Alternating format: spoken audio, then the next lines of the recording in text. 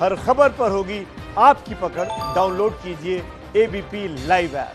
खबर पश्चिम बंगाल से। पश्चिम बंगाल के उत्तरी 24 परगना जिले में बीजेपी नेता मनीष शुक्ला की गोली मारकर हत्या कर दी गई है। हत्या टीटागढ़ पुलिस स्टेशन के ठीक सामने हुई है। मनीष की हत्या के बाद बीजेपी कार्यकर्ताओं में गुस्सा है। बीजेपी ने बैरकपुर में 12 घंटे का बंद बुलाया है। बता दें आपको, राज्यपाल जगदीप धनखड़ ने इस मामले में एडिशनल चीफ होम सेक्रेटरी और डीजीपी को बाकायदा तलब किया है। इस बीच बीजेपी महासचिव कैलाश विजयवर्गीय को आप देख रहे हैं, जिन्होंने सीबीआई जांच की मांग की। इस वक्त आप तस्वीरें, हम आपको दो तस्वीरें दिखा रहे हैं। एक मनीष शुक्ला की हत्या की वो जगह जहां पर हत्या हुई है ठीक थाने के सामने है, और दूसरे में कार्यकर्ताओं का विरोध प्रदर्शन और हंगामा।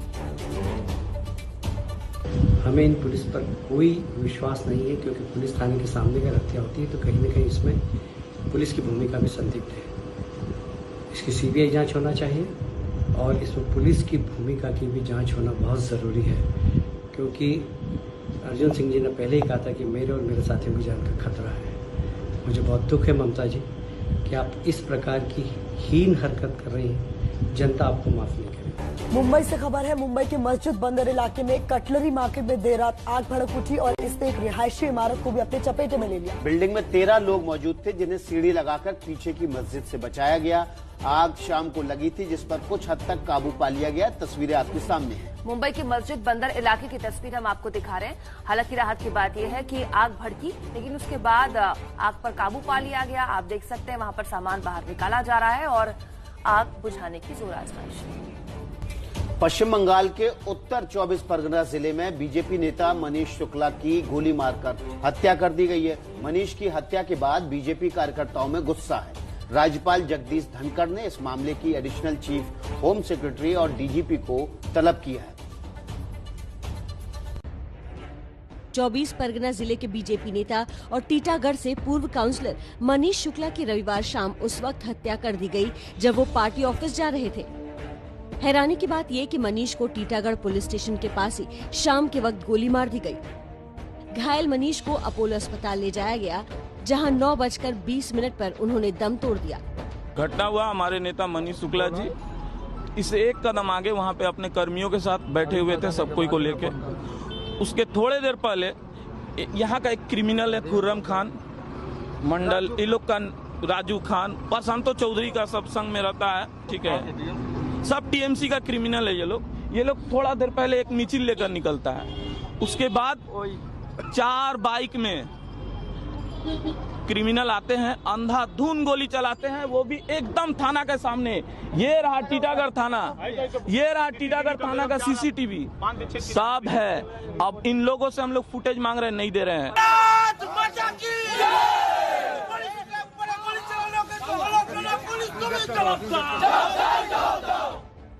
बीजेपी नेता की हत्या की खबर मिलते ही सैकड़ों की तादाद में बीजेपी कार्यकर्ता सड़कों पर उतर आए और सरकार और पुलिस के खिलाफ जमकर नारेबाजी की।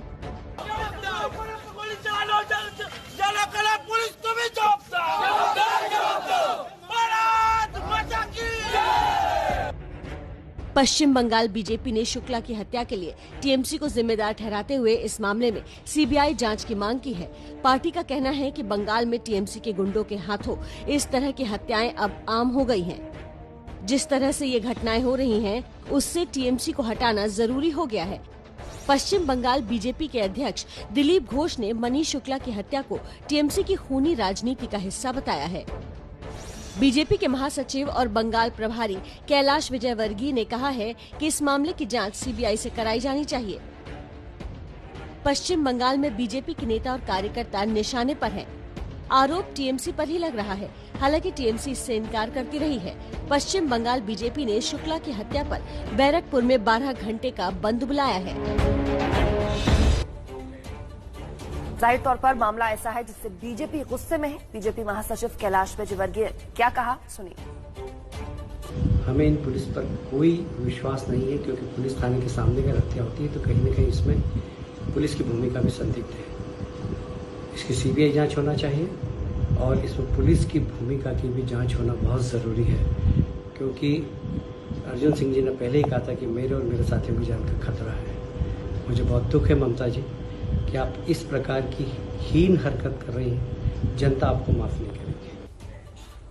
तो पश्चिम बंगाल में जो बीजेपी नेता की हत्या हुई उसके बाद मामला वहां गर्मा गया, लेकिन यही पहला वाकया नहीं है। आपकी जानकारी के लिए हमने कुछ ग्राफिक्स तैयार किए जिससे आप समझ सके कि क्यों पश्चिम बंगाल में लगातार इस तरीके से केसेस सामने आ रहे हैं, जिस पर राजनीति भी गर्माई हुई है। ममता राज में 80 बीजेपी नेताओं की हत्या हुई है। 29 जुलाई 2020 पूर्वी मिदनापुर में पूर्णचंद्र दास की हत्या हुई।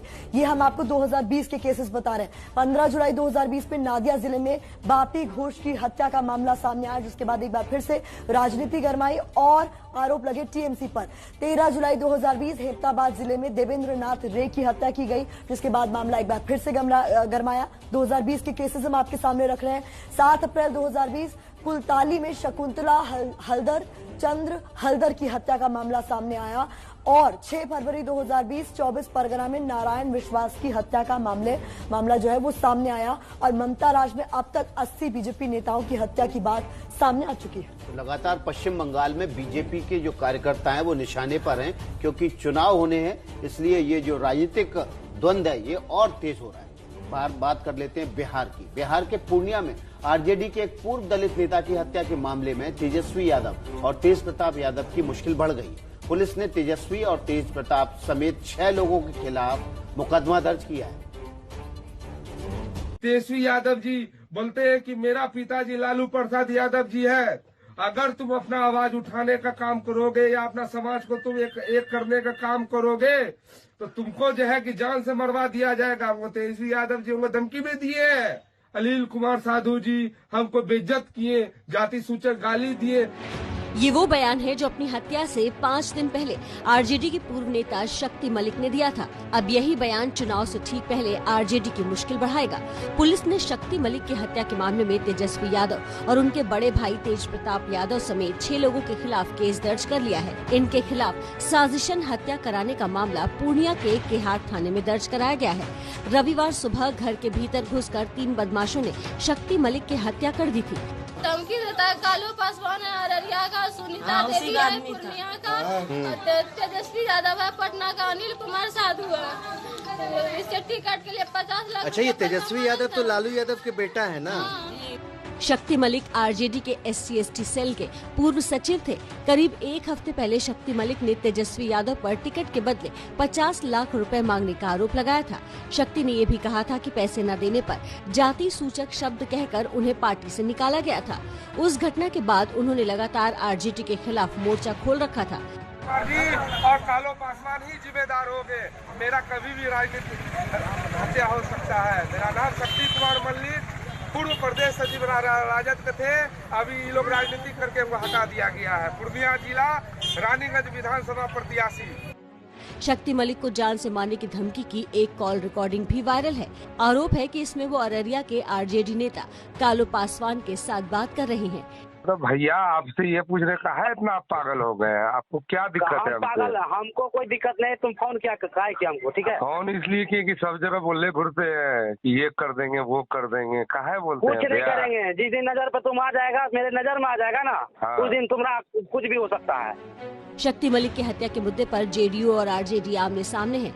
ये कहा जाता रहा है कि वहाँ लालू जी पैसे लेते रहे हैं, लेकिन अब यह मामला कहीं न कहीं जाति सूचक गालियां देकर के दलितों को लेकर के जो उनका दृष्टिकोण है वो भी बिल्कुल साफ हो। देखिए, इस तरह का अनर्गल और बेतुका आरोप लगाने वाले चुनाव के समय दुनिया का सारा आरोप तो लालू प्रसाद जी के परिवार पर लगाया जाता है। इसके बाद भी सबसे बड़ी पार्टी लालू प्रसाद जी।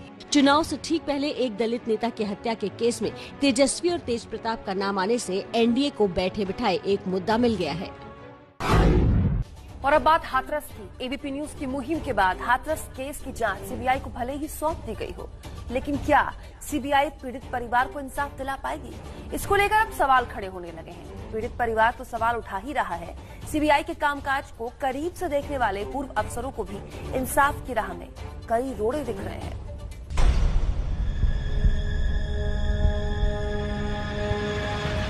हाथरस की दलित बेटी के परिवार को इंसाफ चाहिए। परिवार को इंसाफ दिलाने की जिम्मेदारी अब देश की सबसे बड़ी जांच एजेंसी सीबीआई पर है।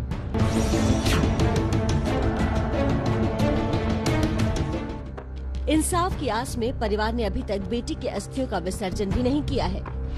जब तक हमारी बहन को जो न्याय नहीं मिलेगा, जब तक हम अपने रास्ते में तो हम अभी भी नहीं है, क्योंकि हमें पुलिस द्वारा प्रूफ चाहिए। उन्होंने जलाया है तो वो हमें फोटो दिखाएं जलाते टाइम। यूपी सरकार ने सीबीआई जांच की सिफारिश कर दी है। तय प्रक्रिया के तहत करीब हफ्ते भर में यूपी एसआईटी से जांच सीबीआई के पास चली जाएगी, लेकिन सीबीआई के सामने पीड़ित परिवार को इंसाफ दिलाने में एक नहीं बल्कि कई चुनौतियां होंगी। हाथरस रेप मामले में पूरा देश जानना चाहता है कि आखिर सच्चाई क्या है। ये मामला गैंग रेप का है या नहीं? परिवार अपने बयान बार बार क्यों बदलता रहा? क्या उस पर पुलिस प्रशासन का दबाव था या फिर वो कोई भेद छुपाना चाहता था? इस मामले में पकड़े गए चारों आरोपी क्या वास्तव में दोषी हैं? पुलिस प्रशासन ने रातों रात पीड़िता की लाश क्यों जलवाई? ऐसे तमाम सवाल हैं जिनके जवाब और सबूत अब सीबीआई को खोजने पड़ेंगे और एक बार फिर सीबीआई की साख दांव पर है। सीबीआई के सामने पहला सवाल होगा ये जांच करना कि हाथरस का केस गैंगरेप का मामला है या नहीं। यूपी पुलिस तो रेप को खारिज कर चुकी है, लेकिन एक्सपर्ट ऐसा नहीं मानते। जो विधि विज्ञान प्रयोगशाला की रिपोर्ट भी अब प्राप्त हो गई है, जिसमें यह स्पष्ट रूप से बताया गया है कि जो सैंपल एकत्रित किए गए थे उसमें किसी तरह का स्पर्म और शुक्राणु नहीं पाया गया है। अगर ये मेडिको लीगल केस है और अगर विक्टिम और उसके परिवार कह रहे हैं कि ये रेप का केस है, तो ये डॉक्टर का भी फर्ज बनता है कि वो मेडिको लीगल एग्जामिनेशन करे, प्राइवेट पार्ट्स का एग्जामिनेशन करे और स्वैब में का एविडेंस कलेक्ट करके प्रिजर्व करे, पुलिस को हैंडओवर करे। नहीं किया गया। अब 11 दिन में उस बेचारी विक्टिम को इलाज किया गया, तो नेचुरली इलाज के लिए प्राइवेट पार्ट्स में जहां इंजरी थी, ब्लीडिंग थी, कट्स वगैरह जो मैंने अखबार में पढ़े हैं पाए गए, तो उनको सैनिटाइज किया होगा, उन पे एंटीसेप्टिक लगाया होगा हीलिंग के लिए। तो आपने कैसे सोच लिया कि 11 दिनों के बाद आप स्वैब लेंगे तो आपका शुक्राणु का एविडेंस मिल जाएगा? ये बड़ी मखौल, बड़ी ही अनप्रोफेशनल बात करना है। हाथरस की घटना को करीब 20 दिन हो चुके हैं। पीड़ित का शव जलाया जा चुका है, क्राइम सीन भी गायब हो चुका है। ऐसे में जांच संभालते ही सीबीआई के लिए चुनौती शुरू हो जाएगी। इन्वेस्टिगेशन जो कि सरकार द्वारा सीबीआई को हैंडओवर कर दी गई है, इस इन्वेस्टिगेशन दौरान सीबीआई को कुछ दिक्कतों का सामना करना पड़ सकता है।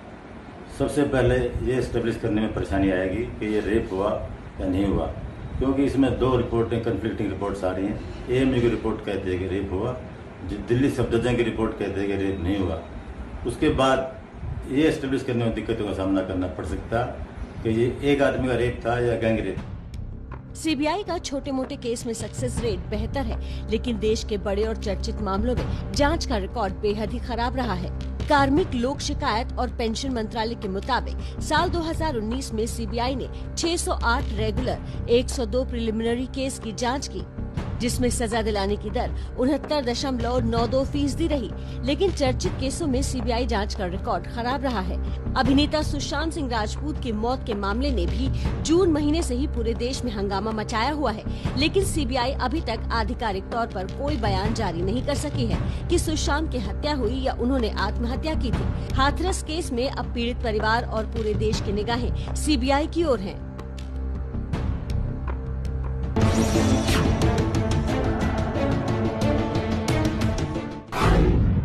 तो अमेरिकी राष्ट्रपति डोनाल्ड ट्रंप को कोरोना है, जैसा कि आप जानते हैं। डॉक्टर्स ने कहा है कि उनकी हालत में लगातार सुधार हो रहा है और इसी को लेकर खबर आ रही है। बड़ा सवाल ये पूछा जा रहा है कि ट्रंप को कोरोना होने से अमेरिकी चुनाव पर इसका क्या असर पड़ेगा। अमेरिकी चुनावों में ये है ट्रंप का ट्रंप कार्ड। वॉल्टर रीड अस्पताल से निकलने के बाद ट्रंप अपने समर्थकों के बीच पहुंचे।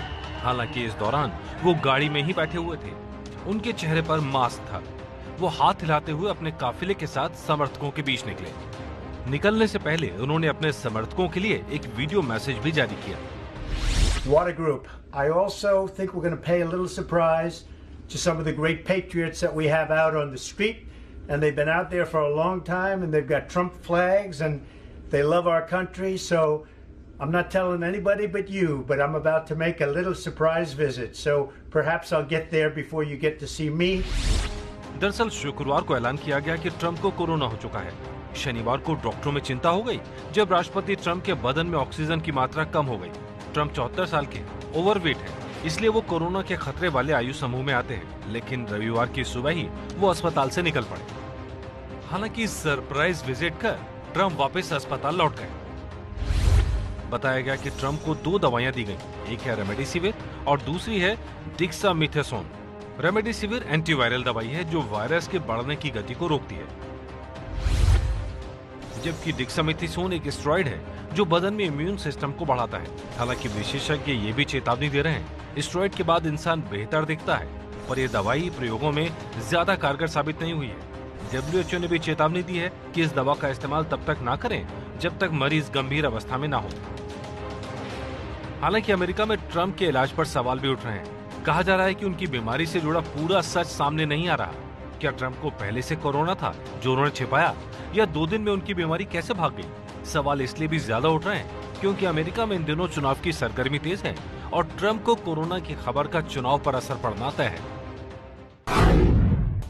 डोनाल्ड ट्रंप चाइनीज वायरस से इन्फेक्टेड हो गए, लेकिन पूरी दुनिया में इस वायरस का यानी कि कोरोना वायरस से कितना कहर बरपा हुआ है, कौन कौन से देश कितनी इसकी जद में है, ये हम आपको बता देते हैं। हम दुनिया भर के आंकड़े आपके सामने रख रहे हैं, दुनिया का नक्शा आपके सामने। अमेरिका में कुल मिलाकर अभी तक 76,30,228 मरीज सामने आ चुके हैं। इसमें से 2,14,542 लोगों की मौत हो चुकी है। सबसे ज्यादा प्रभावित देशों में अमेरिका है। ब्राजील में इस वक्त 49,15,289 मामले सामने आए, 1,46,352 लोगों की मौत हुई है। ब्राजील दक्षिण अमेरिकी देश है और सबसे ज्यादा दूसरे नंबर पर प्रभावित है। इसके अलावा दूसरे नंबर पर माफ कीजिएगा भारत है, तीसरे नंबर पर ब्राजील है और रूस जो है वो चौथे नंबर पर है। 12,15,001 मरीज अब तक सामने आए हैं और 21,358 लोगों की मौत हुई है। रूस में जो मौत का आंकड़ा है वो बेहद सीमित है। ये दुनिया के आंकड़े हैं। इसके अलावा हम आपको अब देश के आंकड़े भी बताएंगे, लेकिन अभी आपको बता दें कि देश में जो कुल मिला के भारत में 66 लाख के आसपास मरीज अब तक कोरोना के सामने आ चुके हैं और 1 लाख से ज्यादा लोगों की मौत हो चुकी है। अभी छोटा सा ब्रेक, फौरन हाजिर होते हैं।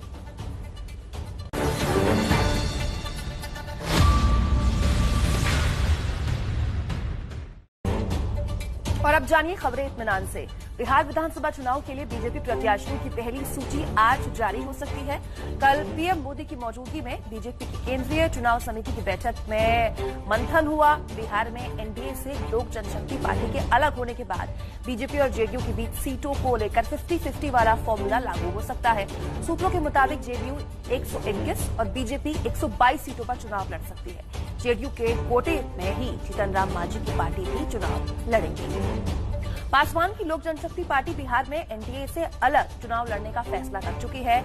एलजेपी के अध्यक्ष चिराग पासवान की मौजूदगी में संसदीय बोर्ड की बैठक में यह फैसला हुआ। एलजेपी ने तय किया है कि वो नीतीश कुमार के नेतृत्व में चुनाव नहीं लड़ेगी। ऐसे में कई सीटों पर एलजेपी और जेडीयू की सीधी टक्कर हो सकती है, लेकिन एलजेपी ने बीजेपी से अपना नाता नहीं तोड़ा है। तय ये हुआ है कि एलजेपी उन सीटों पर अपने प्रत्याशी नहीं उतारने वाली जहां बीजेपी के उम्मीदवार खड़े होंगे। चुनाव से पहले आरजेडी को बड़ा झटका लगा है। तेजस्वी यादव और तेज प्रताप यादव के खिलाफ मर्डर केस में एफआईआर हुई है। पूर्णिया में आरजेडी के बागी नेता शक्ति मलिक की हत्या के मामले में ये मुकदमा दर्ज हुआ। लालू यादव के दोनों बेटे समेत 6 लोगों पर केस दर्ज हुआ है। 29 सितंबर को शक्ति मलिक ने वीडियो जारी कर आरोप लगाया था कि टिकट के लिए तेजस्वी ने 50 लाख रुपए मांगे थे और जान से मारने की धमकी दी थी।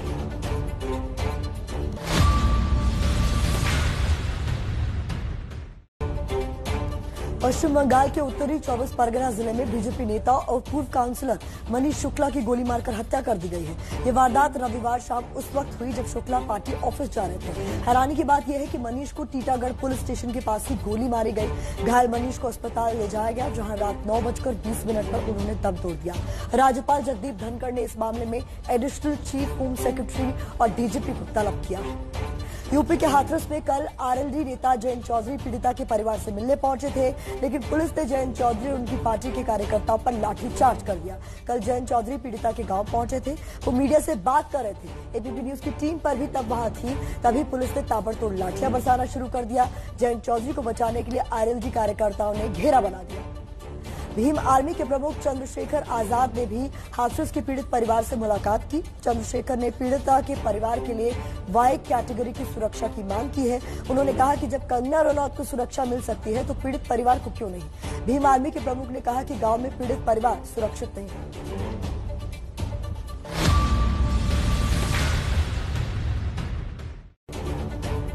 मुंबई के मस्जिद बंदर इलाके में कटलरी मार्केट में लगी आग एक बार फिर बुझ जाने के बाद दोबारा भड़क उठी। आग कल शाम तकरीबन 4 बजे के आसपास इस्माइल नाम की बिल्डिंग में लगी थी, जिस पर रात करीब 11 बजे तक काफी हद तक काबू पा लिया गया। लेकिन देर रात एक बार फिर से शॉर्ट सर्किट की वजह से आग भड़क गई और बगल की 2 और इमारतों के भी कुछ हिस्से में आग लग गई। इस बिल्डिंग में कमर्शियल मार्केट है।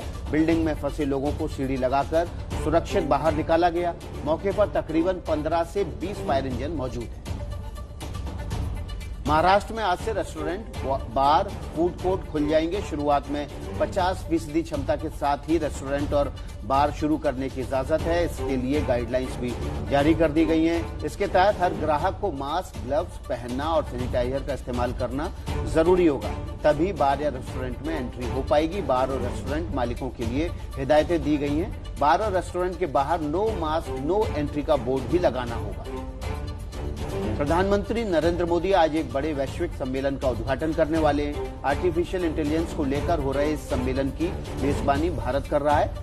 रेस 2020 नाम के इस सम्मेलन का उद्घाटन प्रधानमंत्री मोदी आज शाम को 7 बजे करेंगे। ये सम्मेलन आज से शुरू होकर 7 अक्टूबर तक चलेगा। इस दौरान इस पर फील्ड के दिग्गज स्वास्थ्य, शिक्षा, कृषि जैसे क्षेत्रों में आर्टिफिशियल इंटेलिजेंस के इस्तेमाल पर बात करेंगे।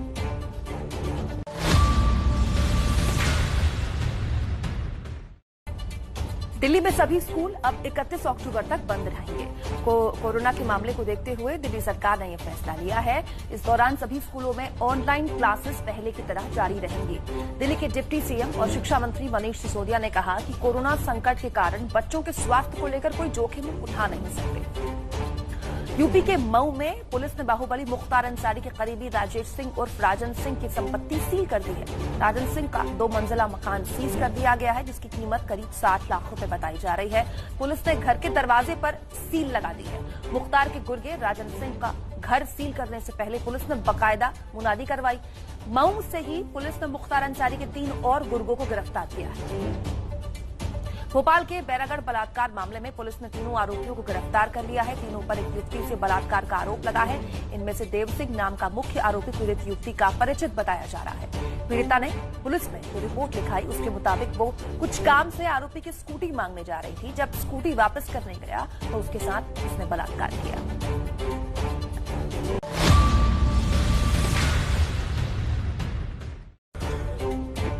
आईपीएल में कल 2 मैच खेले गए। दूसरे मैच में धोनी की चेन्नई सुपर किंग्स ने धमाकेदार जीत दर्ज की। चेन्नई ने किंग्स 11 पंजाब को 10 विकेट से हरा दिया। पंजाब की टीम ने पहले खेलते हुए 4 विकेट पर 178 रन बनाए।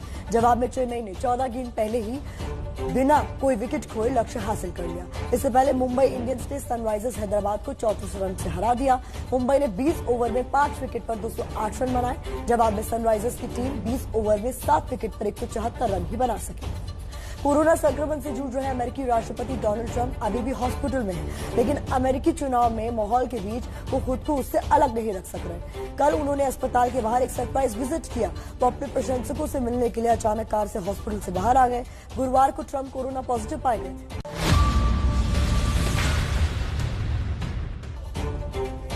और अब बात हमारी सहयोगी प्रतिमा मिश्रा ने जिस मुहिम की शुरुआत की उससे जुड़ी खबर की। हाथरस के डीएम की लापरवाही के सबूत दुनिया के सामने आए। हफ्ता भर हो चुका है। पीड़ित परिवार से लेकर राजनेता तक डीएम पर कार्रवाई की मांग कर रहे हैं, लेकिन हाथरस के डीएम पर पता नहीं कौन ऊपर वाला मेहरबान है। एबीपी न्यूज की मुहिम के बाद सीबीआई जांच की सिफारिश तो हो चुकी है। एसपी समेत 5 पुलिस वाले सस्पेंड भी हुए, लेकिन डीएम पर कोई ऊपर वाला मेहरबान है। 29 सितंबर पीड़िता का शव जलवाया। किसी ऊपर वाले की मेहरबानी से अब तक कार्रवाई से बचे ये हाथरस के वही डीएम प्रवीण कुमार लक्ष्यकार हैं, जिन्होंने रोते बिलखते एक परिवार से बेटी के अंतिम संस्कार का हक छीना और उसके शव को रातों रात जलवा दिया। यूपी के डीजीपी समेत तमाम बड़े अधिकारी भी ये साफ कर चुके हैं। आनंद फानंद में शव जलवाने का फैसला स्थानीय प्रशासन यानी डीएम का था। उन्होंने यही बोला कि कोरोना से मरती तो इतना मुआवजा नहीं मिलता। आपकी कुछ आपने सुना अपने कान से? डीएम ने बोला। जी मैं यहीं खड़ा था, मैंने उन्हें तुरंत रोका, उनके हाथ जोड़े कि सर आप जिला अधिकारी हैं, मैं आपके आगे हाथ जोड़ता हूं, ऐसे अपशब्द मत बोलिए। तो काफी लेडीज हैं, उन पे काफी जोर से चिल्लाए कि आप बीच में मत बोलो। ये सब उन्होंने काफी बार बोला है। 1 अक्टूबर को पीड़ित के परिवार को धमकाया। ओहदे के नशे में चूर हाथरस के डीएम प्रवीण कुमार का दूसरा शर्मनाक चेहरा तब दिखा जब वो परिवार को धमकाते और मामले को रफा दफा करने के लिए दबाव बनाते दिखे। आप लोगों का फोन जब्त किया गया, प्रेशर बनाया गया? जी हाँ, हमारे फोन ट्रेस पे लगा रखा है, इन लोगों ने और रिकॉर्ड भी कर रहा है। ये बात है। मीडिया से बात नहीं कर रहे? जी हाँ। पीड़ित परिवार के फोन छीने, मारपीट का आरोप। परिवार को तब मीडिया से दूर कर दिया गया था, फोन छीन लिए गए थे। फिर भी पीड़िता की भाभी ने वीडियो जारी कर डीएम पर खुलेआम आरोप लगाया था। हम लोगों के साथ में मारपीट, मेरे पापा को इतनी धमकी दी गई है, पकड़ लिया, इनके पैर पकड़े, झोली पसारी। एक बार बेटी का चेहरा दिखा दो, एक बार भीख डाल दो इसको झोली में। एबीपी न्यूज की टीम को पीड़ित से मिलने से रोका। एबीपी न्यूज अंदर आ पहुंचा है गांव के भीतर। एकदम खेतों के बीच से हमें निकल कर जाना होगा। अभी सिर्फ 1 मिनट की दूरी पर भी पुलिस रोक रही है। आप नहीं जा सकते। क्यों नहीं जा सकते? 2 अक्टूबर को एबीपी न्यूज की टीम दिन भर पीड़ित परिवार से मिलने की कोशिश करती रही, लेकिन पता चला कि डीएम प्रवीण कुमार के आदेश पर सबको रोका गया है। हाथरस के डीएम संगीन आरोपों में घिरे हैं। हाथरस के एसपी समेत 5 पुलिस वालों पर कार्रवाई हो चुकी है, लेकिन डीएम पर पता नहीं कौन ऊपर वाला मेहरबान है। एबीपी न्यूज की मुहिम के बाद राजनीतिक पार्टियां भी डीएम पर कार्रवाई की मांग कर रही हैं। महासचिव प्रियंका गांधी ने ट्विटर पर लिखा, हाथरस के पीड़ित परिवार के मुताबिक सबसे बुरा बर्ताव डीएम का था। उन्हें कौन बचा रहा है? उन्हें तुरंत बर्खास्त कर पूरे मामले में उनकी भूमिका की जांच होनी चाहिए। बीएसपी प्रमुख मायावती ने भी डीएम प्रवीण कुमार की भूमिका पर सवाल उठाया है। मायावती ने लिखा, हाथरस गैंगरेप पीड़ित के परिवार ने डीएम पर धमकाने समेत कई गंभीर आरोप लगाए हैं। मौजूदा डीएम के रहते निष्पक्ष जांच कैसे हो सकती है? डीएम पर कार्रवाई के बिना हाथरस पीड़ित के लिए इंसाफ की लड़ाई अधूरी है, लेकिन पता नहीं हाथरस के डीएम पर कौन ऊपर वाला मेहरबान है। हाथरस में पीड़ित परिवार को इंसाफ दिलाने के नाम पर सियासी दल भी मैदान में आ गए हैं। कल हाथरस में आरएलडी और समाजवादी पार्टी के कार्यकर्ताओं ने जबरदस्त हंगामा किया, जिसके बाद पुलिस को लाठीचार्ज करना पड़ गया।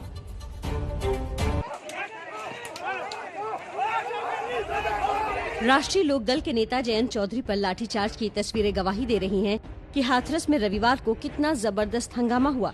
एसपी का प्रतिनिधिमंडल और आरएलडी के अध्यक्ष जयंत चौधरी हाथरस पहुंचे।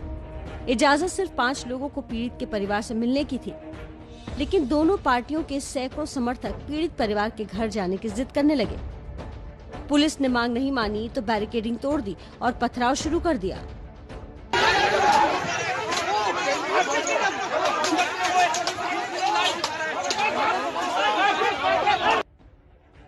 हालात बिगड़ने लगे तो प्रशासन ने स्थिति काबू में लेने के लिए जबरदस्त लाठीचार्ज किया। हाथरस के प्रशासन ने बवाल मचाने वाले राजनीतिक दलों पर गंभीर आरोप लगाए हैं। Their workers started to basically push around and misbehaved with lady constables. They broke the barricading open. One of our CEOs got injured. He was pushed to the ground. Jayant Chaudhary पर लाठीचार्ज की अखिलेश यादव और प्रियंका गांधी ने निंदा की है। वहीं यूपी के सीएम योगी आदित्यनाथ ने कहा है कि राजनीतिक दल प्रदेश का माहौल खराब करने की कोशिश कर रहे हैं। जिसे विकास अच्छा नहीं लग रहा है, वे लोग देश में भी और प्रदेश में भी दंगा, जातीय दंगा भड़काना चाहते हैं, सांप्रदायिक दंगा भड़काना चाहते हैं। हाथरस के पीड़ित परिवार को इंसाफ दिलाने की मुहिम लगातार जारी है। दिल्ली के जंतर मंतर और पटना के जलालपुर में कल शाम लोगों ने कैंडल मार्च निकाला। नारी के सम्मान में, वकीलों के मैदान में, इंकलाब जिंदाबाद, जिंदाबाद जिंदाबाद।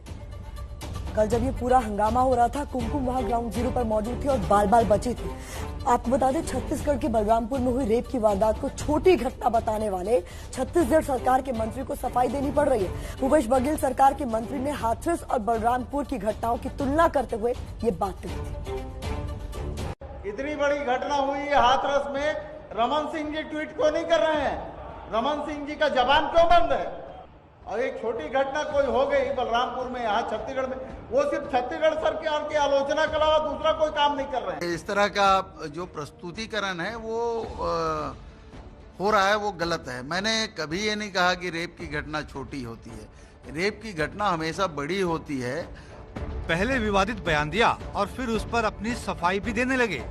छत्तीसगढ़ के बलरामपुर में हुई रेप की घटना को छोटी घटना बताने वाले ये हैं छत्तीसगढ़ सरकार के श्रम मंत्री शिव डहरिया। डहरिया के बयान पर सोशल मीडिया से लेकर सड़क तक बवाल मचा। बीजेपी ने तो मंत्री के खिलाफ प्रदर्शन भी किया। जब ज्यादा फजीयत होने लगी तो छत्तीसगढ़ के ये मंत्री सफाई देने लगे। हमारे बलरामपुर में जो घटना की जानकारी जैसे हुई, इस तरह की दुष्कर्म की घटना की जानकारी हुई, हमारी सरकार ने त्वरित कार्रवाई की, अपराधियों को गिरफ्तार किया, उनके परिवार को पूरी सुरक्षा दी गई और कोई भी जा रहा है उससे मिलने तो उनको मिलने भी दिया जा रहा है। इतने घिनौनी सोच के लोग मंत्री हैं और मंत्री पद पर बैठे हुए हुए और सफाई भी दे। अगली खबर बिहार से। बिहार के मोतिहारी में पुल निर्माण को लेकर गांव वालों का प्रदर्शन है।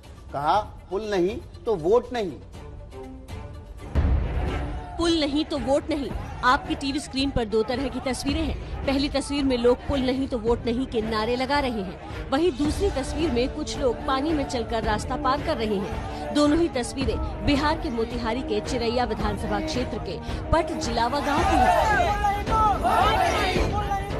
यहाँ हर साल नेता पहुँचते हैं। हर बार गाँव वालों से वादा किया जाता है कि इस बार उनके गाँव में पुल का निर्माण करा दिया जाएगा, पर हर बार गाँव वालों को धोखा ही मिलता है। गांव में पुल नहीं होने के कारण हर बार गांव वालों को बाढ़ का सामना करना पड़ता है, पर कोई इनकी खबर लेने वाला नहीं होता।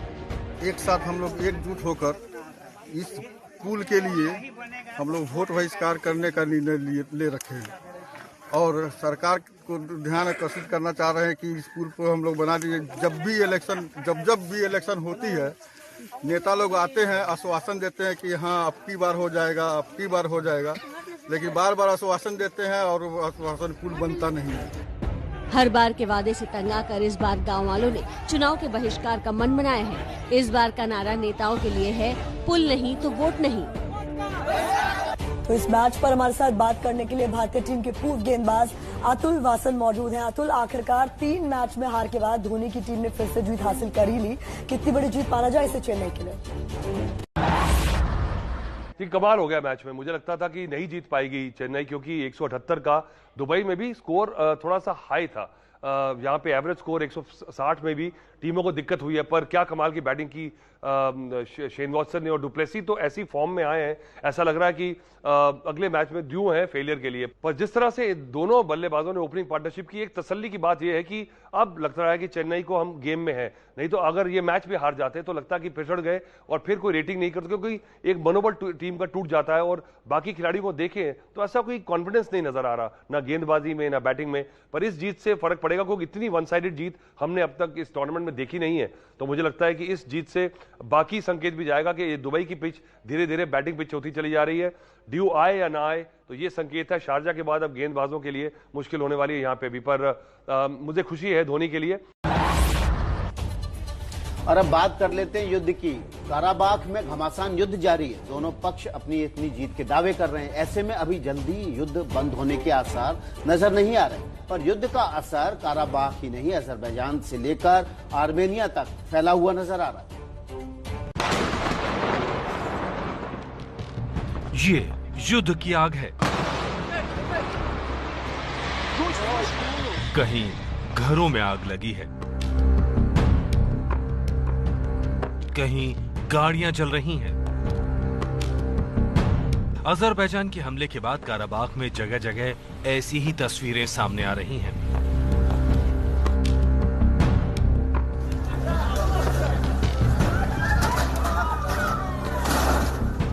लेकिन बचा तो अजरबैजान भी नहीं है।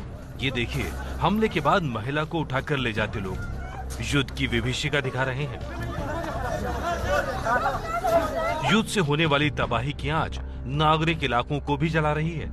गांजा अजरबैजान का दूसरा बड़ा शहर है और यहीं पर एयरबेस भी है, जिससे अजरबैजान लगातार काराबाख और आर्मेनिया पर ड्रोन और हवाई हमलों को अंजाम दे रहा था। लेकिन इसी शहर पर पलटवार किया गया, जिसकी जद में पूरा शहर आ गया। ये देखिए, ये है युद्ध क्षेत्र, वो रास्ता जिससे होकर गाड़ियां आगे बढ़ रही थी। लेकिन पूरे रास्ते में आपको तबाह हुई गाड़ियां दिखाई देंगी।